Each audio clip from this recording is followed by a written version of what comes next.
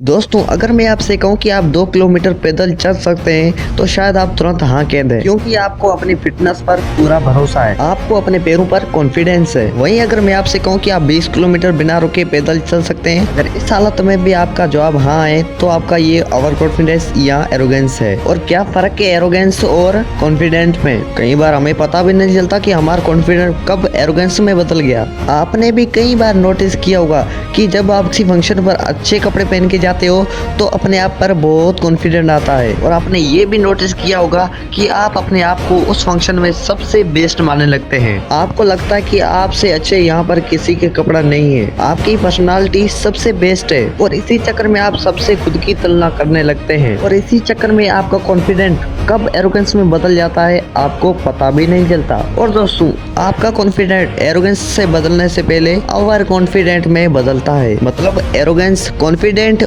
और over confident के बीच का हिस्सा है। अब आप सोच रहे होंगे कि आपको कैसे पता चलेगा कि कॉन्फिडेंट और एरोगेंस में क्या फर्क है। चिंता करने की बिल्कुल भी जरूरत नहीं है, भला हम कब काम आएंगे। आज की ये वीडियो आपकी पर्सनालिटी को आपके सामने आके रख देगा।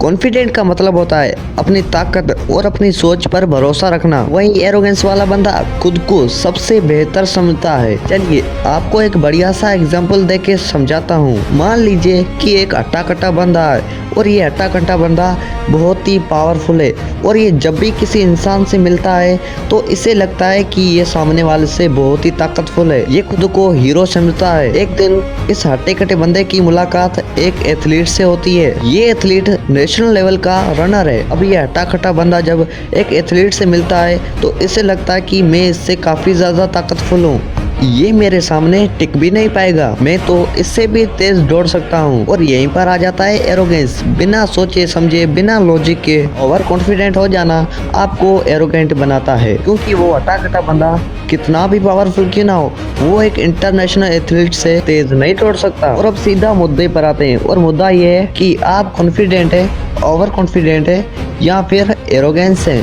प्रोसेस वही रहेगा। हम आपसे 10 सवाल पूछेंगे और आपको ईमानदारी से उनके जवाब देने हैं। और हाँ, अपने साथ एक नोटबुक और पेन रखना बिल्कुल भी नहीं भूलना, क्योंकि हम जो भी कहेंगे सारे पॉइंट आपको नोट करना है और लास्ट में उनका टोटल करना है। नंबर 1, नीचे दिए गए ऑप्शन पर कौन सा ऑप्शन आपकी पर्सनालिटी पर शूट करता है? A friendship, B power, C success और डी फेमस।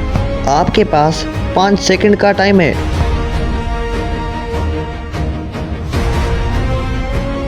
अगर आपका जवाब ऑप्शन ए है तो आपका मिलेगा 1 पॉइंट। अगर आपका जवाब ऑप्शन बी है तो आपको मिलेंगे पूरे 4 पॉइंट। ऑप्शन सी के लिए 2 पॉइंट और ऑप्शन सी के लिए 3 पॉइंट। आपने जो भी जवाब दिया होगा उस हिसाब से अपने पॉइंट नोट कर लीजिए। नंबर 2, आप अपनी लाइफ को किस तरह से हैंडल करते हैं? ए जो भी होगा देखा जाएगा, बी मैं इसे कर सकता हूँ, सी पूरी तैयारी और प्लानिंग के साथ प्रॉब्लम को सॉल्व कर लेंगे, और डी जब तक कुछ बिगड़ नहीं जाता तब तक इग्नोर करते रहो।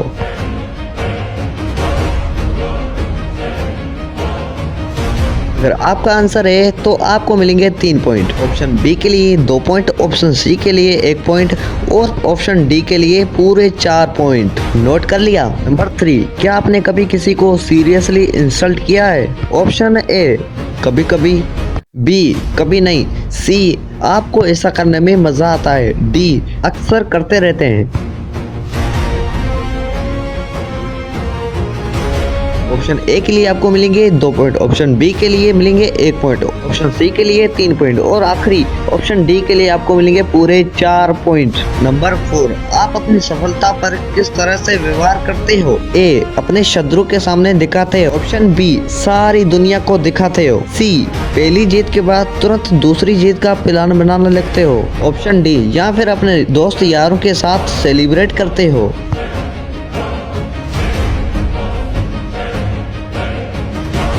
ऑप्शन ए के लिए आपको मिलेंगे पूरे 4 पॉइंट, ऑप्शन बी के लिए 3 पॉइंट, ऑप्शन सी के लिए 1 पॉइंट और ऑप्शन डी के लिए 2 पॉइंट। नंबर 5, मैं सबसे अच्छा हूँ ऐसा आप कब फील करते हो? ऑप्शन ए कभी नहीं, ऑप्शन बी कभी कभी, ऑप्शन सी हमेशा और ऑप्शन डी सफलता के बाद फील होता है। ऑप्शन ए के लिए आपको मिलेंगे 1 पॉइंट, ऑप्शन बी के लिए आपको मिलेंगे 2 पॉइंट, ऑप्शन सी के लिए आपको मिलेंगे पूरे 4 पॉइंट और ऑप्शन डी के लिए 3 पॉइंट। नंबर 6, कुछ भी नया सीखने के वक्त आपको कैसा फील होता है? ए, आपको कुछ भी नया सीखने के लिए जरूरत ही नहीं है। बी, आपको सीखना अच्छा लगता है। सी, सीखना आपके बस की बात नहीं। और डी, आप वही चीज सीखोगे जिसमें आपका इंटरेस्ट है।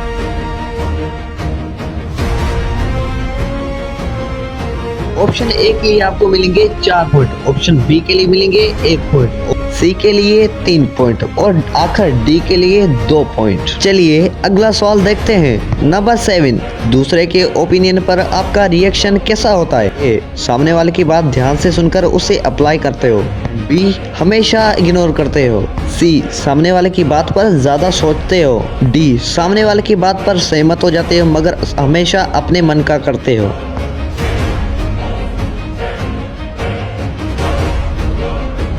ऑप्शन ए के लिए 1 पॉइंट, ऑप्शन बी के लिए 4 पॉइंट और ऑप्शन सी के लिए 2 पॉइंट और आखिरी ऑप्शन डी के लिए पूरे 3 पॉइंट। नंबर 8, आपके हिसाब से आपका दुश्मन कौन होना चाहिए? ऑप्शन ए, आपका आलूचा। ऑप्शन बी, आपका कोई दुश्मन होगा ही नहीं। सी, ऐसे लोग जो आपको पसंद नहीं करते। डी, या फिर वो जो आपसे बेहतर हैं।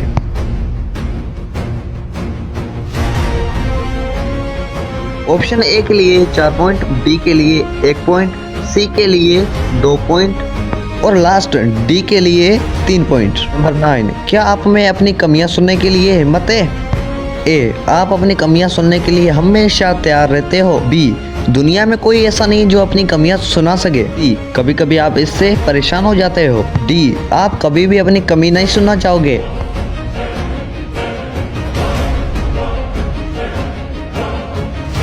पहले ऑप्शन के लिए 1 पॉइंट, दूसरे ऑप्शन के लिए 4 पॉइंट और तीसरे ऑप्शन के लिए 2 पॉइंट और लास्ट डी ऑप्शन के लिए 3 पॉइंट।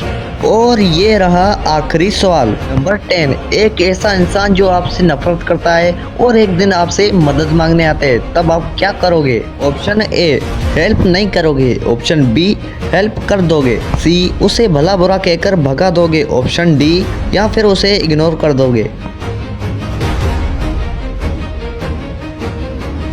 ऑप्शन ए के लिए 2 पॉइंट, ऑप्शन बी के लिए 1 पॉइंट, ऑप्शन सी के लिए पूरे 4 पॉइंट और लास्ट ऑप्शन डी के लिए 3 पॉइंट। अब आप अपने सारे पॉइंट को ऐड कर दीजिए।